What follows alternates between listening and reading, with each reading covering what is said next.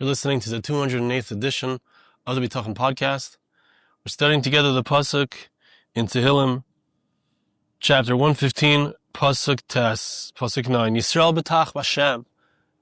The people of Israel would trust in Hashem. Ezram u'maginam hu. Hashem is the one who helps us. Hashem is the one who shields us.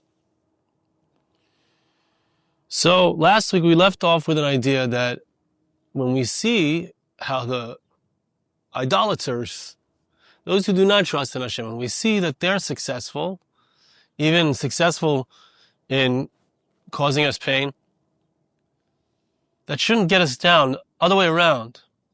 It should teach us, it should help us to contemplate the fact that if HaKadosh Baruch Hu helps out the people who do not trust in Him, certainly we who trust in Him, Hashem will help them, help us. And he brings here another voice, the Kol Eliyahu, which I believe is the Gra, who says an interesting idea along those lines. It's a Gemara in Makis, famous Gemara that, or it's actually less famous. The famous one is that they were walking together. They saw the Harabayis. They saw the fox walking on Harabayis, and everyone was crying except Rabbi Akiva. So there was another similar story where they're walking along. They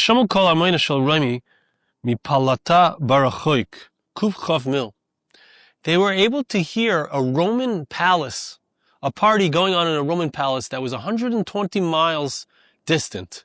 Maybe they were in a very high place. They could hear things far away. And hitchilu b'oichin. Just like in the story where they saw the Beis Hamikdash, the destroyed Beis Hamikdash, the Harabayis, and they started crying. So in this story as well, when they heard the success of the Romans, they heard them partying. They heard their joyous frivolity. So everybody was crying except Rabbi Akiva, and Rabbi Akiva was masachik, he was laughing. Amrulai mipnei masachik. So they said to him, why are you laughing? What's so funny about this? This just doesn't strike us as funny. We see people who are defying the will of Hashem, and they're having a good time in the world. And we who serve Hashem, it's not working out good for us. No,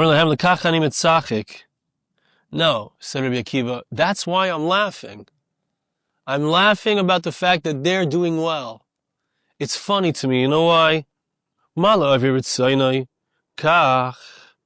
this is how Hashem interacts with those who defy His will, and they have what they need in this world, and everything is going well for them. For those who do His will, certainly it's going to be good. He was laughing because he was able to deduce from the negative situation that things will be good. And it's very interesting because it very much parallels the story with Rabbi Akiva and Harabayis, where they saw the fox and they cried. They cried because they saw the desolation of the Harabayis, of the Beis Hamikdash. But Rabbi Akiva laughed because he could see that there's no such thing as a desolation without a consolation.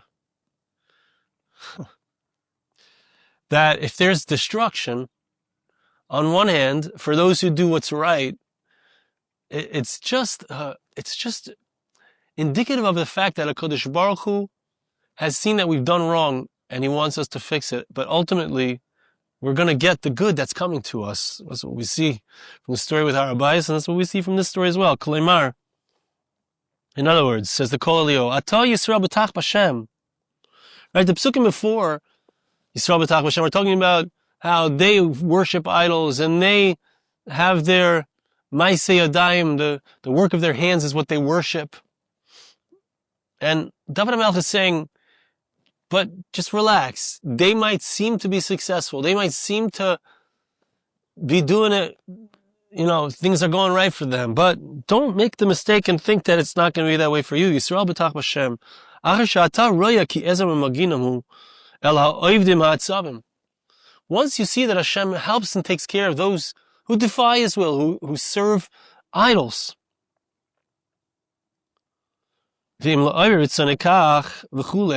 So if Hashem takes care of them, even though they defy His will, so you don't need to worry.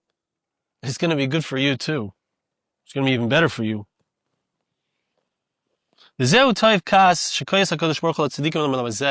Explains the Gra.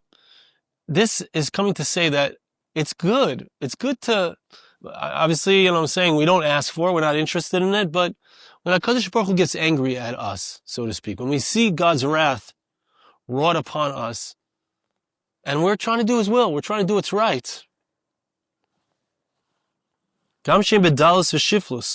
Even if we're poor, even if we're lowly, we're not respected. We need to know that the true purpose of it, the deeper reason, is so that HaKadosh Baruch Hu can give us more reward later. Where can we clarify this idea? Because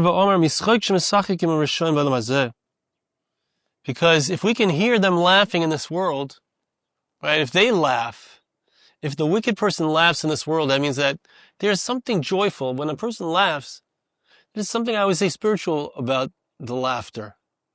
So if there's there's laughter going on in their lives, we can be certain, because I think about it, what's laughter? I think it's going to be one way and it ends up being a different way. What's a joke, right? The joke's leading you to a certain place, and then, it goes to some other place, and it's funny, and we laugh.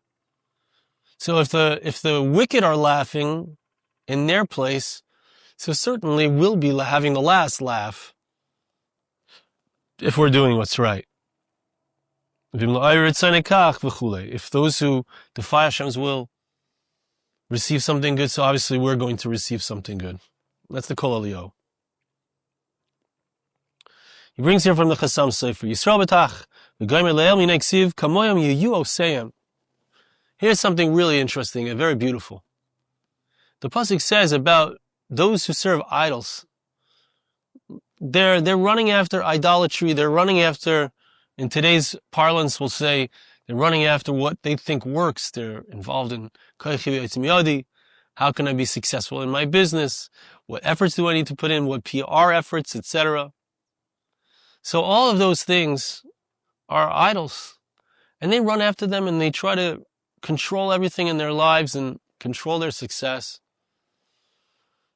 But they are just like the things that they make. Here let's talk about those who serve idols, literal idols, right? So they would take a piece of wood and they would fashion it into some kind of form and they would pray to that. And somehow it seemed to bring them the energy, the spiritual energy that they wanted, that they needed. But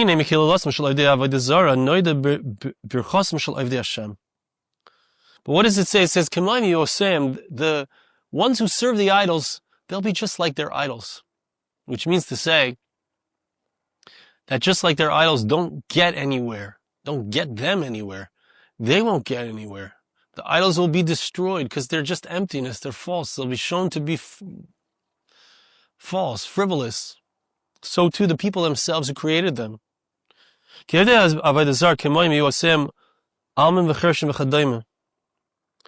like an idol, a literal idol, a physical idol, it could be your money. George Washington on your dollar bill doesn't talk. And the idol that we make out of whatever it is, gold, silver, wood, doesn't speak. It doesn't do anything. It's not an active force in a person's life. It might seem that way to the idol worshiper. The person might think, oh, I got to run after the money. The money is my idol. But the idol doesn't talk. The George Washington or the Ben Franklin on the bill doesn't talk. So it will be, which means to say that just like the idol doesn't do anything, doesn't have any true capacity, it seems it does, but the human being who runs after that will also be shown that he doesn't really have any true capacity. Running after trying to do things my way just ends me up in trouble. I end up knocking my head into other people, etc. And it only takes me so far. The people of Israel, what do? We trust in Hashem. Just like it's true that the Oved Avodah Zarah, the idol worshiper, ends up like the idol, which is no power, no nothing, not accomplishing anything.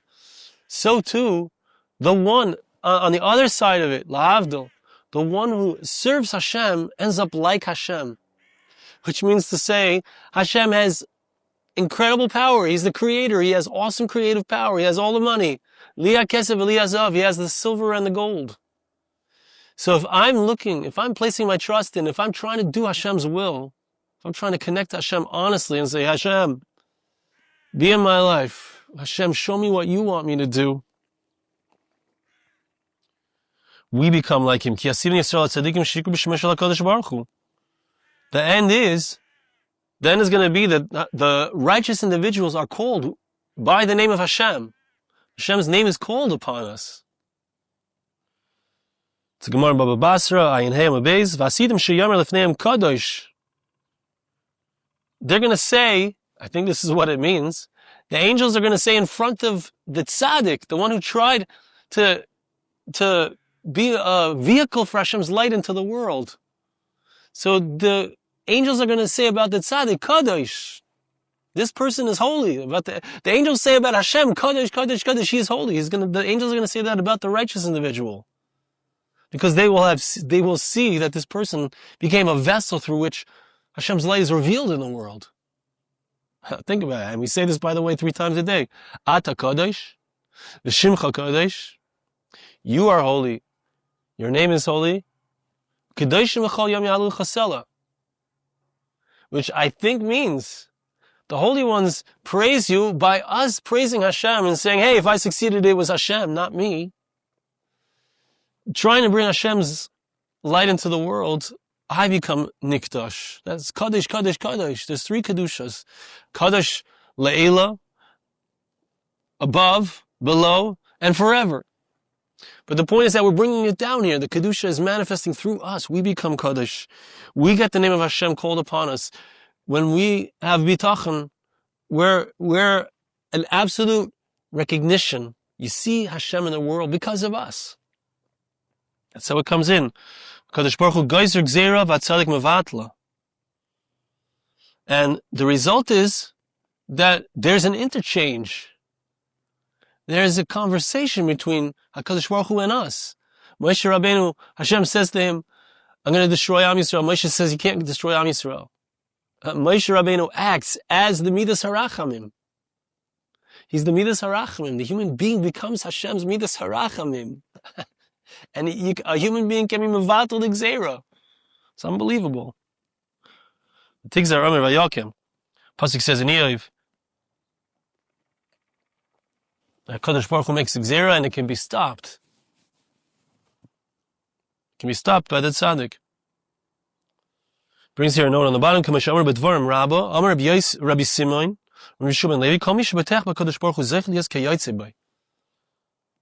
The Medrash in Dvarim says, Parsha Hey Siman Ches, that whoever trusts in Hashem, that's what we're after. You become like Hashem. We become like Hashem when we trust in Hashem. Unbelievable thing. Listen to this. It's so cool. I don't think I ever understood the passuk this way. Baruch HaGever Asher Yiftach Hashem. We say this all the time. Blessed is the one who trusts in Hashem. The pasuk Pshat means, and Hashem will be the one upon whom I can rely. I trust in Him. If I trust in Hashem, He shows that He's, so to speak, trustworthy. But He says another Pshat. What it means to say is that, hey, if I say something, let's say I'm a Baal Bitachon, and I say something's going to happen, or I say that I make a guarantee that I'm going to do something to help you. If I am somebody who trusts in Hashem, means Hashem is the one who guarantees that what I say is going to happen, or that what I ask for is going to happen. That means that the tzaddik who makes a promise, the Baal Bitachon who makes a promise to help somebody, or says, I believe HaKadosh Baruch Hu is going to help you, it's going to be good. The Baal Bitachon is channeling HaKadosh Baruch Hu's light into the world. And so when he makes a promise, Hashem stands behind the promise. We become like Hashem. The Bitachon becomes like Hashem. Now I can make a promise. It's gonna be fulfilled. But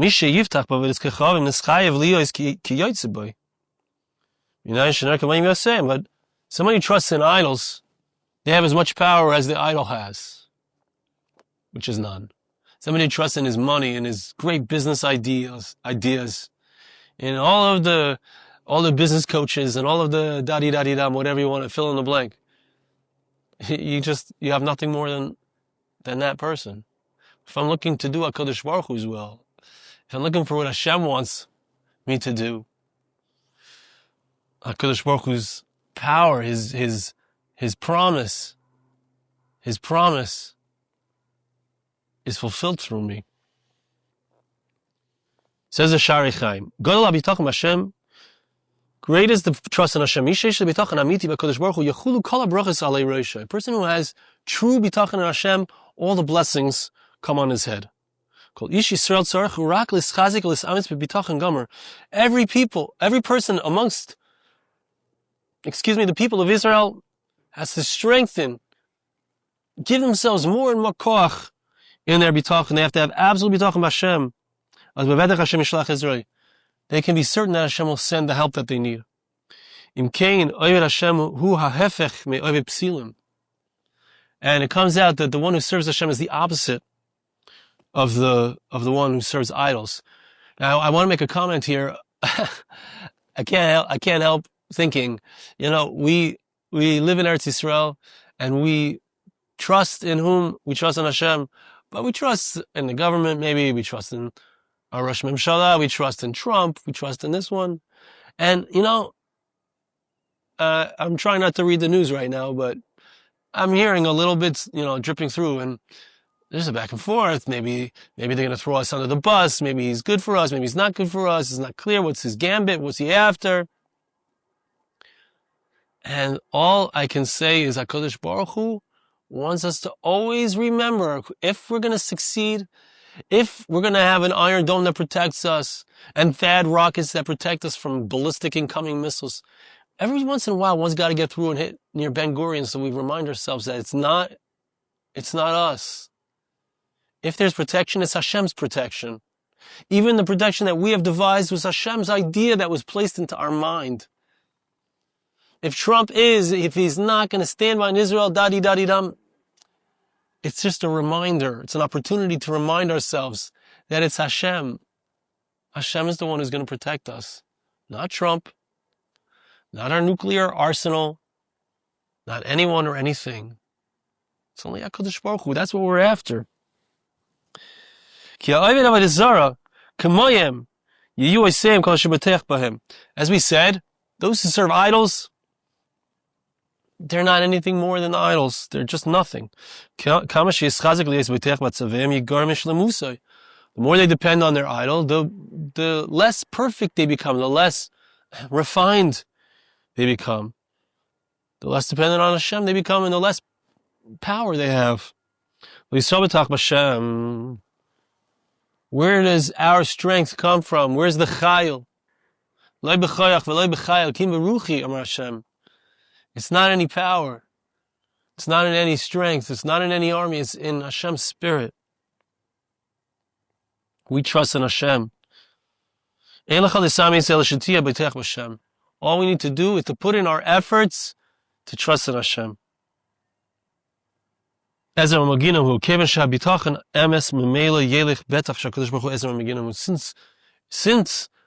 bitachon is true, and since my bitachon is real, go with that. Go with full confidence that HaKadosh Baruch Hu is going to protect us and help us.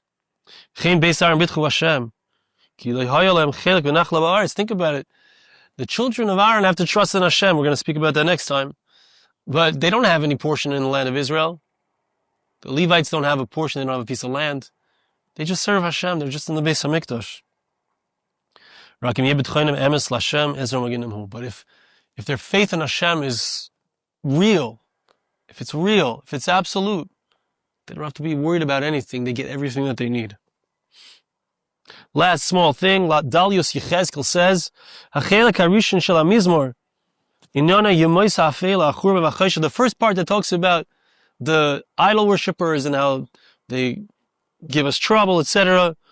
It's all about the days of darkness, destruction, no Beis Hamikdash, v'dafka kan estavinu kulonu Yisrael b'chlal. And it's here that David HaMelech tells us, all of us, the whole entire people of Israel, HaKohanim v'Alevim v'Yirei Hashem b'frat al Bitachon, and then the Kohanes, the Levites, those who fear Hashem, the Talmidei Chachamim, those who are focused on their spiritual life, have Bitachon. Remind yourselves, in the darkness, have Bitachon.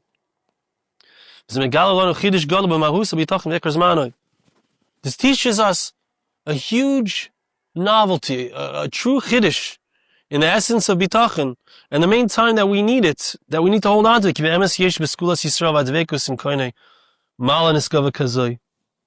Because the truth is that the people of Israel, sorry, there's a lot of bugs here. The truth is that the people of Israel have a very unique and special relationship with HaKadosh Baruch Hu. And because of this relationship with their Creator, we have a tremendous ability. We have a natural capacity for bitachon. Hear this.